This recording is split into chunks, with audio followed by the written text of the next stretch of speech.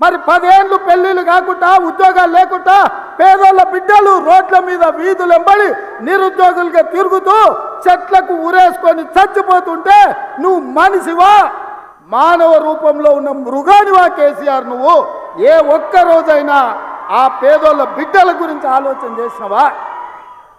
కానీ మేము మా ఇందిరమ్మ రాజ్యంలో అధికారంలోకి వచ్చిన వెంటనే నిరుద్యోగ యువకులకు కావాల్సిన 25,000 ఉద్యోగాలు ఇవాళ మేము నియామక పత్రాలు అందించినాం. మార్చి 2 నాడు మళ్ళొక 6,000 ఉద్యోగాలు ఇవ్వబోతున్నాం. గ్రూప్ 1 పరీక్షల్ని నోటిఫికేషన్ ఇచ్చినాం. తొందరలోనే మెగా డిఎస్సి నోటిఫికేషన్లు ఇచ్చి గ్రామాలలో, తండాలలో, గూడాలలో పేదోళ్ళ పిల్లలకు చదువులు చెప్పించడానికి పంతుల్లో నియామకం చేపట్టే బాధ్యత మా ప్రభుత్వం తీసుకుంటుందని ఈ చేవెళ్ళ గడ్డ మీద నుంచి నేను చెప్తున్నా. ఇవాళ నువ్వు ఉన్నప్పుడు పరీక్షా పత్రాలు జిరాక్స్ సెంటర్లలో పల్లి బఠానీల్లాక అరాజు పెట్టి అమ్ముతుంటే సిగ్గులేనోడా? ఏ ఒక్క రోజైనా దద్దమ్మల్లో ఆ దొంగల్ని అరెస్టు చేసినవా?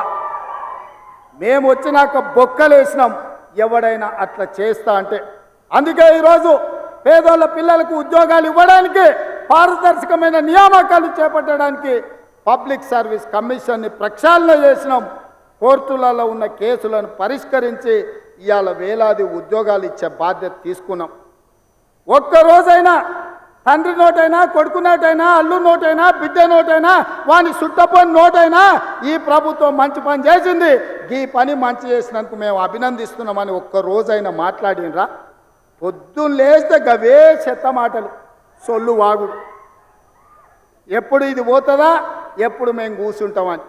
ఒక ఆయన అంటాడు ఇది 3 నెలలు కూడా ఉండదని, ఇంకొక ఆయన అంటాడు 6 నెలలు కూడా ఉండదని.